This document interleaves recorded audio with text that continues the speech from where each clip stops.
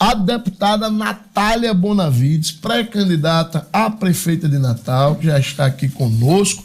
Deputada, antes de qualquer coisa, lhe dar bom dia, agradecer demais sua presença aqui, dizer que a senhora é sempre muito bem-vinda à bancada do Jornal 96. Bom dia para os três da bancada, especialmente para a Gerlânia, que é a representante feminina aqui na bancada. Bom dia para vocês dois também, para quem nos assiste, quem nos escuta, indo para o trabalho, fazendo café da manhã. Obrigada pelo convite. Obrigada, senhora deputada. E a gente já começa, né, essa entrevista, como o nosso ouvinte sabe, a gente está fazendo uma sequência de entrevistas com os pré-candidatos a prefeito em Natal. E a gente já começa, deputada, fazendo à senhora a pergunta que é comum a todos os que aqui nos brindam com suas presenças. Por que votar em Natália Bonavides? O que Natália Bonavides tem de diferente para propor para o cidadão natalense? Olha, há alguns meses, Danilo, Luciano, Gerlânia, a gente tem iniciado o debate com toda a cidade, com toda a população, sobre o plano de governo que a gente está construindo para Natal. Nós estamos fazendo isso a partir de um processo democrático. Inclusive, se vocês me permitirem, eu queria aproveitar para divulgar um site onde nós estamos recebendo propostas, né, que é o natalmerecemais.com.br, porque às vezes as pessoas não podem ir para a plenária, né, para as reuniões que nós estamos fazendo, que são abertas, mas não precisam, por causa disso, deixar de mandar suas propostas. Podem fazer isso pela internet. Mas, vejam só, nossa cidade, e isso a gente pode constatar, inclusive analisando alguns dados do IBGE, dados oficiais mesmo, tem tido uma desaceleração do PIB. Nossa cidade tem tido ano após ano, aumento da desigualdade, né? Na maioria dos anos, tanto das gestões de Carlos Eduardo quanto agora de Álvaro Dias, o ano tem terminado com uma desigualdade social maior na cidade do que o ano anterior. Nós temos tido uma desindustrialização também na cidade, e isso poderia se perguntado, mas não é a tendência que está acontecendo no Brasil? Mas aí, se a gente vê, outras capitais do Nordeste têm tido um aumento. Então, é uma cidade que, quando nós conversamos com a população, a sensação é de estagnação. A sensação é de que capitais vizinhas da nossa região foram avançando em muitos temas, foram avançando em desenvolvimento, em oportunidades para a população como um todo, e aqui não. Inclusive, um dos aspectos mais graves disso é quando a gente conversa com a juventude. A juventude natalense está sem perspectiva, de terminar de estudar e ficar, onde é que eu vou trabalhar? Será que eu me mudo, saio daqui? E é com isso que a gente quer dialogar com a população, porque a parte importante das pré-candidaturas que estão postas é composta de pessoas que já tiveram suas oportunidades de resolver problemas estruturais da nossa cidade, mas que, infelizmente, não conseguiram, né? Nós vivemos hoje problemas que são crônicos. Em uma parte do trajeto, vindo até aqui, eu vim escutando vocês falando sobre a questão do transporte, né? A questão do transporte hoje é um absoluto desrespeito à população. A população tem passado mais tempo esperando o ônibus ou dentro de um ônibus no trajeto do que tempo com sua família, do que tempo podendo estudar, podendo se desenvolver outras habilidades. A questão das creches é uma questão crônica também, né? Hoje, em Natal, se pratica uma coisa que eu acho desumana, que é o sorteio de crianças para ver quem vai ter a vaga na creche. Foi uma prática que começou na gestão de Carlos Eduardo, foi continuada na gestão Álvaro Dias, que é simplesmente não tem vaga, tem 10 obras paradas de creche também pelas duas gestões anteriores, duas gestões não, né? 2 prefeitos, porque foram mais de 2 gestões aí no contexto, e simplesmente não tem vaga, se naturaliza a situação, não tem planejamento, porque já se sabe que ano que vem, de novo, não vai ter vaga e nada é feito a respeito. Problemas como um trabalhador de Natal hoje, dependendo do bairro, está acordando 3 da manhã para ir para uma fila numa unidade de saúde para tentar pegar uma ficha. Isso em 2024, viu? Quando todo mundo aqui, e inclusive na maior parte dos bairros periféricos também tem um celular na mão, mas não. O trabalhador de Natal tem que se arriscar, saindo de madrugada, muitas vezes saindo antes do sol sair, para ficar numa fila para tentar pegar uma ficha. Então, a população de Natal pode esperar de mim o compromisso com pensar uma cidade, propor uma cidade que não naturalize esse tipo de absurdo, que não naturalize que nossa capital simplesmente vai ficando para trás, vai perdendo empregos de maior valor, de maiores salários, e fica por isso mesmo, sem nenhuma iniciativa inovadora que reposicione a nossa cidade no debate, tanto na nossa região Nordeste, quanto no país e até mesmo no mundo, né? Deputada, antes de passar para a Danilo e para a Gerlânia, eu tenho mais uma pergunta, pegando o gancho disso que a senhora falou aí em relação relação à questão do transporte, né? Um dos grandes gargalos de tempo de deslocamento que a capital hoje tem em Natal é a Ponte de Igapó. A Ponte de Igapó que tem uma obra tocada pelo DENIT que inexplicavelmente começou depois que foi entregue uma obra igualmente importante que foi a requalificação da Felizardo Moura. Quando a população da Zona Norte, onde está praticamente metade da capital, imaginava que ia parar o sofrimento, o DENIT impôs literalmente a sociedade lá, principalmente da Zona Norte de Natal, mais um travamento. A senhora, como deputada federal, como pré-candidata a prefeita de Natal, como a senhora acompanhou esse tema? Principalmente sendo a senhora filiada ao PT, que é o partido que está na presidência da República, o DENIT é um órgão federal. A senhora concordou? Como é que a senhora lidou com o DENIT, neste caso específico da Ponte de Igapó? Luciano, eu tenho acompanhado essa questão de perto, porque é um tema muito importante, especialmente para a nossa população da Zona Norte. E realmente é de se lamentar porque que essa obra não foi feita antes, né, concomitantemente. E aí é algo que, inclusive, eu estava conversando ontem com o superintendente do DENIT sobre isso, né, porque a gente realmente faz um acompanhamento de perto.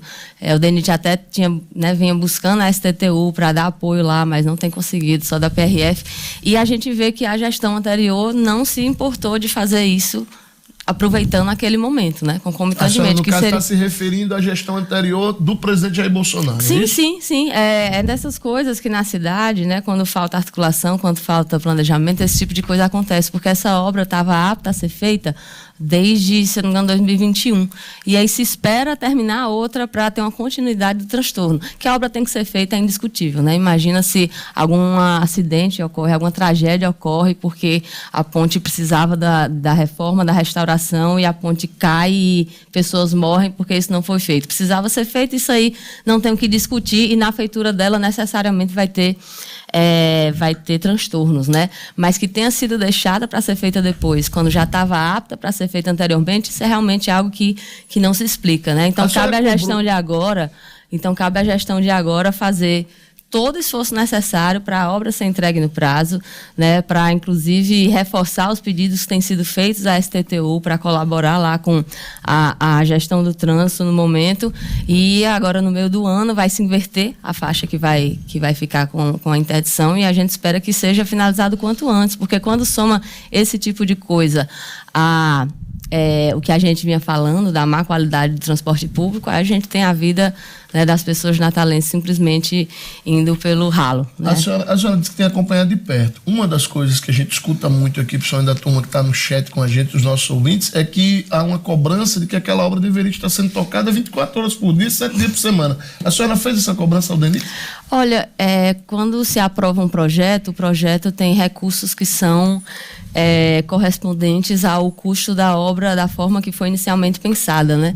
Então, para a gente conseguisse que houvesse alguma mudança nesse sentido, teríamos que conseguir alterações orçamentárias, né, de outro tipo, que não caberia ao órgão local, mas é uma coisa que até poderemos levar para a bancada do Rio Grande do Norte, né, que não são muitos os temas que são trabalhados de forma conjunta, mas eu não tenho dúvida que esse é um tema de interesse de toda a bancada, assim espero, pelo menos, para que haja a destinação de recursos, por exemplo, para ter um aditivo contratual que permita... Danilo. Deputada, bom dia, prazer falar com a senhora bom aqui dia, também no Danilo. programa. Então, pegando aí no gancho dessa questão do debate sobre projetos importantes para Natal, né? Antes de entrar em política, também estou querendo fazer perguntas sobre política, mas dois projetos importantes que foram debatidos na gestão do prefeito Álvaro Dias e que causaram muita polêmica. Primeiro, o plano diretor do Natal, né? Como é que a senhora vê o plano diretor e qual a senhora pretende rediscutir o plano diretor, por exemplo, caso seja eleita prefeita de Natal? E o segundo é a engorda de Ponta Negra. A senhora é a favor da engorda? Se por um acaso a obra não estiver concluída, prefeita vai concluir a obra? Olha, Danilo, antes eu queria fazer um comentário sobre a forma como essa gestão tem tratado de forma geral as obras, né, os grandes debates que a cidade precisa fazer. Infelizmente tem sido de forma muito antidemocrática, né? Existem legislações que prevêem a necessidade de participação popular, Gerlane, e toda a vida que determinados tipos, né, dimensões de obras vão ser feitas, Luciano.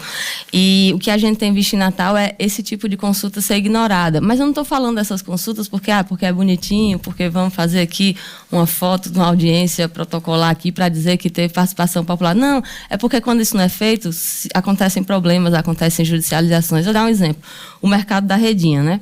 A gente tem ali uma praia que foram muitas gerações de família trabalhando lá, criaram, inclusive, né, iguarias com ginga com tapioca, que hoje é patrimônio imaterial da nossa cidade. E aí se tem o plano de um mercado novo lá, né, que a obra está até atrasada. Quando você vai pensar uma obra assim, que vai, por exemplo, demolir os quiosques que tinham lá anteriormente, né? Você tem que considerar que não é só pegar o papel do projeto e colocar assim em cima do lugar, porque ali tem uma dinâmica social, uma economia, microeconomia existente que, se ali é afetado, você tem que propor soluções, né? E aí não foi o que foi feito nesse caso, por exemplo. Se proibiu o trabalho dos garçons, né?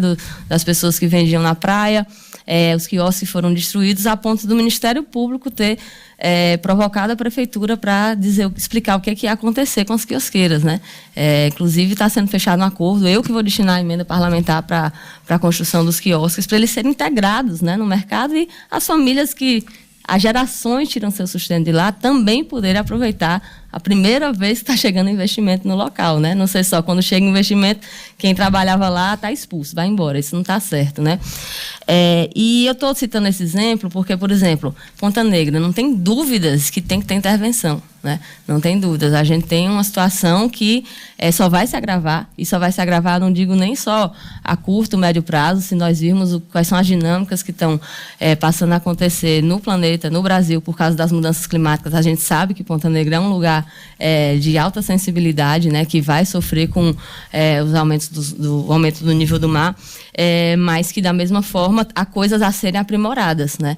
É um projeto que já está em andamento, né? O enrocamento está perto de ficar pronto, a engorda em si ainda não começou, mas é um projeto que já estando em andamento, ele necessita de continuidade, mas que ele também vai necessitar de aperfeiçoamentos, como, por exemplo, o que foi proposto para as comunidades pesqueiras que ali estão e que vão ter que parar de trabalhar durante o período da obra, ou que podem vir a ser afetadas se a dinâmica da fauna, né, marinha ali do lugar for afetada, né? Como é que essas pessoas vão sobreviver? E é isso que às vezes é esquecido, mas pessoas não são um detalhe, né, para serem esquecidas. Elas, na verdade, devem ser o centro, né, do nosso olhar, do nosso debate. Inclusive, nós articulamos uma emenda que vai fazer a construção de ranchos, tanto para os pescadores de Ponta Negra como para o da Redinha, porque, assim, por enquanto, com as emendas parlamentares, a gente vai colaborando como pode, né? Os quiosques na Redinha, os ranchos para os pescadores de Ponta Negra, da Redinha também, para que essas pessoas também se insiram, né, nessas obras que estão sendo feitas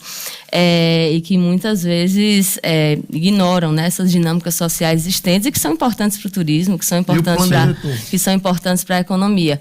E aí, me referindo ao outro ponto, né, que Danilo perguntou, o plano diretor também teve características do tipo, né, no sentido de não teve um debate amplo com os setores atingidos e é um dos temas, Luciano, que muita gente trata como Fla-Flu, né? Eu estava até no programa de Thaisa Galvão ontem, a gente estava conversando justamente sobre isso.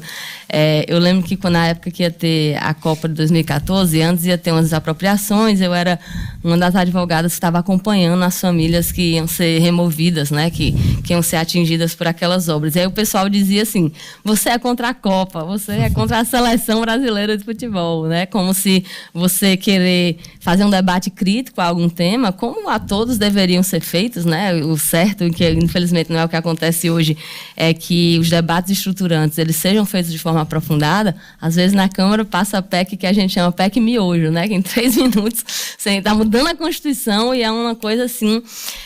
E aí tem que ser considerado que o plano diretor acabou trazendo algumas alterações que... Por exemplo, deputada. Estava concluindo a frase, né? Acabou trazendo algumas alterações que, segundo todos os estudos que existem de urbanismo, não só no Brasil, mas em outros países do mundo, tem tendências, né? Tendências comprovadas com situações similares ao que vem a acontecer após, de expulsão, de certa forma, das comunidades que ali habitam, né? Porque quando existe a retirada de proteções... Aliás, é por isso que o Estatuto das Cidades prevê instrumentos do direito urbanístico para fazer, por exemplo, zonas de interesse social, né? Zonas de interesse especial. É justamente por causa dessas tendências comprovadas, né? À toa que isso se transformou transformou nessa legislação.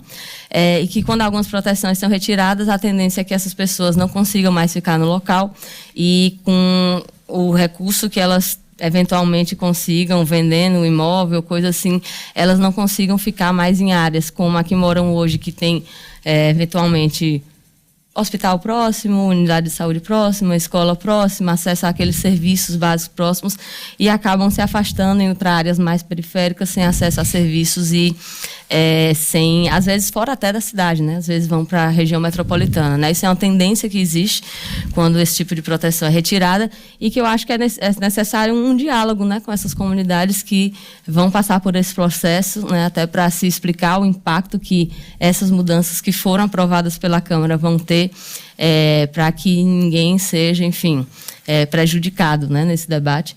Mas eu acho que é um debate fundamental mesmo, né? Porque às vezes só um lado é visto e, na verdade, a gente está falando de uma cidade que tem uma dinâmica complexa e que se complementa, né? Gerlane Lima. Deputado, o tempo da gente voa, vou falar um pouquinho de política. Até estourado. Eu não acredito, não. A gente não começou nada ainda. Já está começando há 18 minutos. Da outra vez eu chego mais cedo e entro no programa com vocês. Então, eu queria saber da senhora se a senhora acha que o apoio do prefeito Álvaro Dias ao pré-candidato Paulinho Freire, deputado, também pode representar uma ameaça à sua candidatura num possível segundo turno. Olha, eu não vejo nenhum candidato como uma ameaça, né? Eu acho que na campanha eleitoral, quem me conhece sabe que eu faço uma campanha muito pé no chão, né? É muito importante você trabalhar sendo realista, né? Fazendo um diálogo franco com as pessoas, né? De forma muito pé no chão, mas eu acho que a gente tem feito uma construção muito sincera, muito franca com a população, né? A gente tem rodado, nunca deixamos, né, de fazer isso pelo mandato mesmo, que a gente tem esse hábito de construir projetos de lei, escolher emendas parlamentares em conjunto com comunidades onde atuamos, mas está havendo uma acolhida muito bonita, né, a ideia da candidatura. Existe um desejo de mudança na nossa cidade. Acho que a própria candidatura de Paulinho, né, representa a candidatura de alguém que já foi vice-prefeito, né, foi vice-prefeito de Micarla, Carlos Eduardo já foi prefeito algumas vezes, e foram gestões que tiveram seus pontos, né, que tiveram... podemos identificar algumas coisas positivas, podemos fazer críticas a outras, mas o fato é que são pessoas que já tiveram, né, a oportunidade de buscar solução para os problemas estruturais da cidade, como a gente falou agora no início, e que isso não foi feito, né? E eu acho que a nossa cidade está precisando de uma chacoalhada, né? A gente tem que sair dessa estagnação, a gente tem que criar uma cidade que gere empregos, a gente tem que criar uma cidade que gere oportunidades, que volte a pensar a industrialização, inclusive, a partir do que está acontecendo no mundo da tecnologia da informação, até da inteligência artificial, para onde vão os empregos de maior valor que vão ser criados nos próximos anos e que nossa cidade tem que estar preparada. Eu estou, inclusive, Danilo, apoiando a UFRN, tivemos reunião com o vice-presidente Alckmin, com a ministra Luciana, para um projeto de formação em inteligência artificial que é desde o nível técnico até a pós-graduação. A gente não quer que esses empregos, de novo, vão para o Sudeste, vão para os estados que já têm, né, esses setores de tecnologia desenvolvidos. A gente quer que isso aconteça aqui. Então, eu acho que assim, o nosso olhar é de reposicionar a cidade, é de desenvolver a cidade com a redução das desigualdades sociais e é de posicionar... Natal é a capital do estado que está sendo um dos protagonistas na transição energética. Como é que nossa cidade não tem sequer um órgão voltado para isso? Já era para a gente ter disputado sediar a COP, porque é óbvio que Belém, pelo amor de Deus, né, vai ser muito bom, sei lá, mas a gente também está aqui na capital de um estado que tem desertificação, na Caatinga, que também é afetado pelas mudanças climáticas, e nossa cidade está ali no feijão com arroz, alheia às novas oportunidades que estão acontecendo no mundo, as oportunidades de financiamento de novas tecnologias que existem, que inclusive estão sendo usadas para a transição energética, para a compra de ônibus elétricos, e a gente está aqui. Deputada, meu papel às vezes é até um pouco chato aqui, porque o nosso tempo é muito curto e a senhora nós já estamos com a senhora há 20 minutos e eu ainda tenho uma última pergunta de Danilo. Infelizmente, o tempo da gente é muito curto. A gente geralmente está dando 15 minutos para cada entrevistado, a senhora já está com 20, mas temos mais uma pergunta de Danilo. Eu tinha mais umas 5 perguntas, mas teve que escolher uma. Chama de novo semana que vem. Chamarei. Deputada, a senhora já falou aí em relação à gestão do ex-prefeito Carlos Eduardo algumas vezes, em tom crítico, né, em relação à gestão dele. Ele, no último sábado, primeiro pronunciamento dele, público, pelo menos que eu tenha lembrado, em relação a essa pré-campanha, né? Ele fez duras críticas ao PT, até dizendo que Natal vai derrotar o PT e tudo, não foi o termo com que ele se saiu aí, que viralizou nas redes sociais. E a gente lembra, eu até lembrei aqui, quando comentei essa frase dele, que ele foi candidato a senador apoiado pelo PT, né? E ele mesmo até brigou com o partido dele na época porque ele votou no presidente Lula, votou na governadora Fátima Bezerra, né? O PT fez campanha para ele aqui no Rio Grande do Norte. A minha pergunta é, a senhora, agora pré-candidata, provável adversária dele, quando confirmarem isso nas convenções, se arrepende do apoio a Carlos Eduardo na campanha para senador da República? Eu pediria, por favor, que fosse um pouco concisa, porque de fato o nosso tempo está mais que bom lembrar que nas próprias reuniões do partido eu fui contra, né? Eu votei contra esse apoio. Mas votou nele? Votei porque eu não tenho um projeto individual, né? Eu fui derrotada nesse debate e eu não por isso não vou dizer que eu vou fazer o que eu quero, né? Mas eu achei curioso, eu vi também esse pronunciamento, eu achei bem curioso, acho que indica duas coisas, né? Um é que reconhece o tamanho da nossa candidatura, né? Reconhece que é uma candidatura que está indo para a disputa, que é algo com que ele vai ter que lidar na campanha, acho que isso é importante, um reconhecimento importante. E a segunda é que, assim, quando a gente tem um projeto coletivo, a gente segue uma linha assim que com mais diálogo com a sociedade e não fica assim, um ano foi Bolsonaro, aí no outro ano foi Lula, aí depois quer o vídeo meu apoiando, aí depois é para ser derrotada. Então, assim, eu acho que Natal merece quem tem um projeto coletivo, projeto de sociedade, né? Gente com um projeto individual de poder, acho que não é isso que vai levar a nossa cidade ao patamar de desenvolvimento social, inclusive, que a gente precisa. Mas fico feliz que ele nos reconheça como uma candidata forte. Para encerrar de vez, deputada, a senhora, num eventual segundo turno, apoiaria Carlos Eduardo? Eu acho que esse debate tem que ser feito dentro das instâncias partidárias, né? Mas, assim, eu não penso em não estar no segundo turno. Com certeza. Deputada, obrigado por sua presença aqui. Mais uma vez, a gente quer reafirmar que as portas estarão sempre abertas.